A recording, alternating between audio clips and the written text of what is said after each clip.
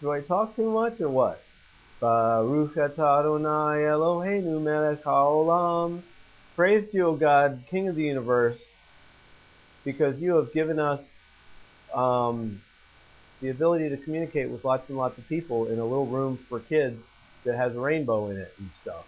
It was just left here in Central City, Kentucky. Who would have thought? So, what do you like? Do you like the blanket? Do you like the hat? Well, I heard it written once that anyone who communicates with the spirit realm or makes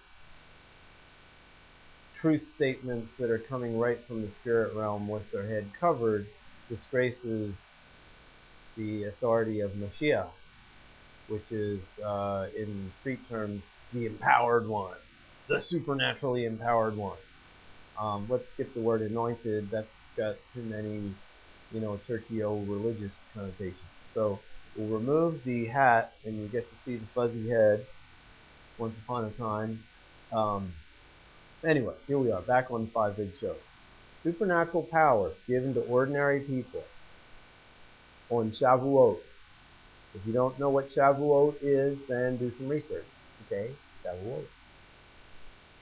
The whole Jesus visit, the whole Yehoshua HaMashiach Adonai, the Jesus of Nazareth guy. Okay? And people can get really upset about using the term J-E-S-U-S.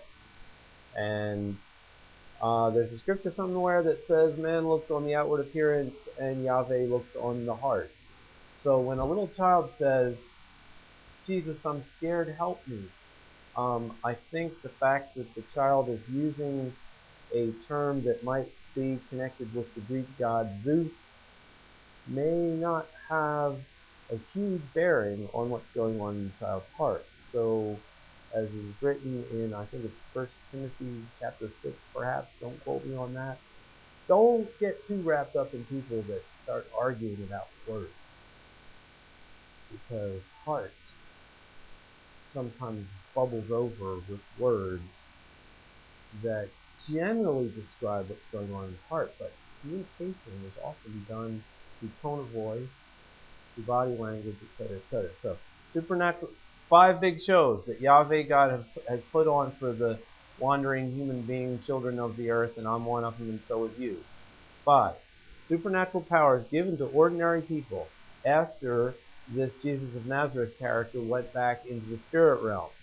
He, the Jesus of Nazareth character, is big show number 2.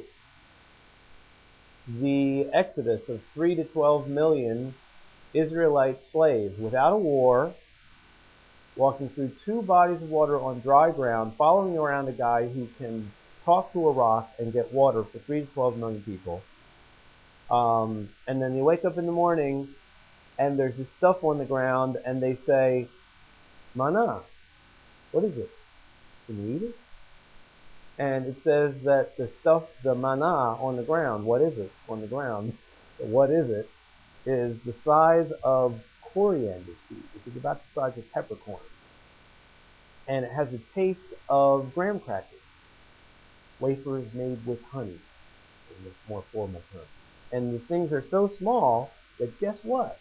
It's kind of like chicken feed. So the little children's hands are probably the best designed elements to gather up the mana, the what is it stuff.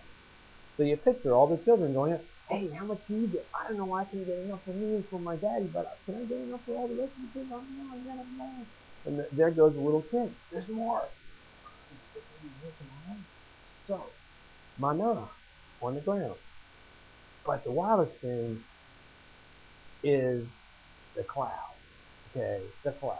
Shekinah. Shekinah glory. Okay, Shekinah is actually a female term. It's one of those female terms like El Shaddai, which translated means El is the big one, or the God word, the God spirit, who is mommy breast, the lactating breast. That's what El Shaddai means.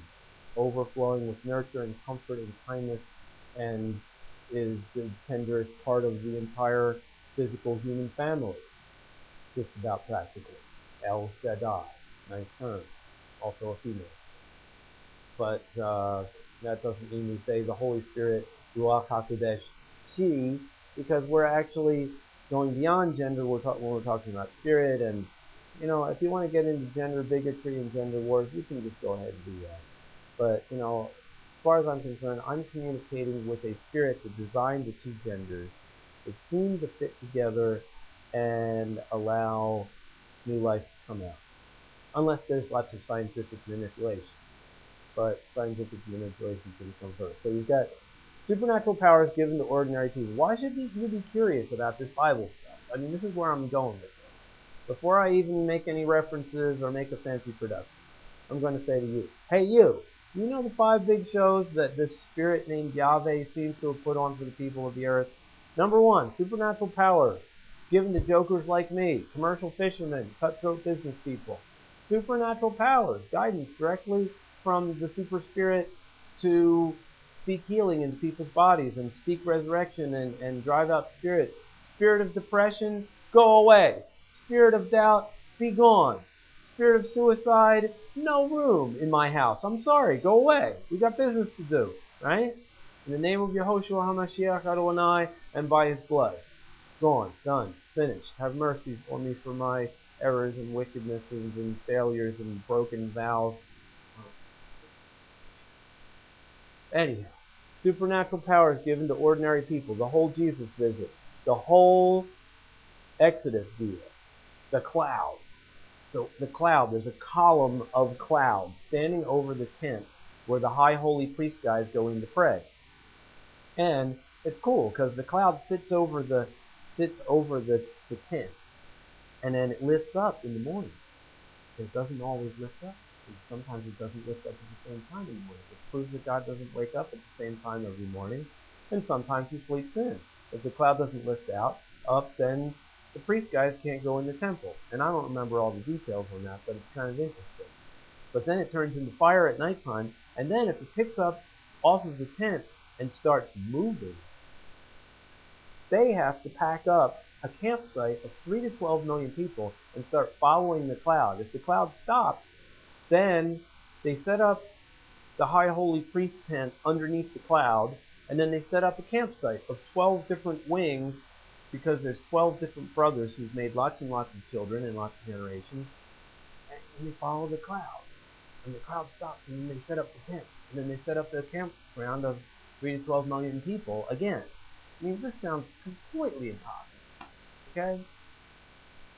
And then they're forced to stand there and look at the River Jordan for 3 days straight at flood stage and look at how absolutely impossible it is for them to cross the thing. And then the holy box, which is what ark means, which has got the manna and Aaron's rod that budded and these tablets, which are the rock, the cornerstone, the Yehoshua rock, with commandments written on it by the finger of God. In that box, the high holy priest guys go down to the waters of the Jordan River. As soon as their ankles go in the water stops 20 miles up, and there's no water in the riverbed. And it's dry, and they walk down to the bottom of it, and 3 to 12 million people walk down through the riverbed, and a bunch of other people bring rocks down to put them up in a pile at the bottom of the river. And they are still there to this day, is the description in the writings. So, yeah, okay, here's the number 4 thing, the Noah deal. Okay, is the spirit that you love the spirit that would actually kill, annihilate, destroy all the human beings on the planet, except for one person who is a quote-unquote preacher of righteousness. Now that's a complicated term. Okay, to teach means to give information. To preach simply means to give information with encouragement for the people to embrace the information that you're giving. So if I'm preaching to you, look, when you tighten the lug nuts on your spare tire, even though it's pouring rain, use a star pattern. Start at the bottom and then go to the top, and then go to here, and then go to there, because that tightens down the wheel in a balanced way on the hub or the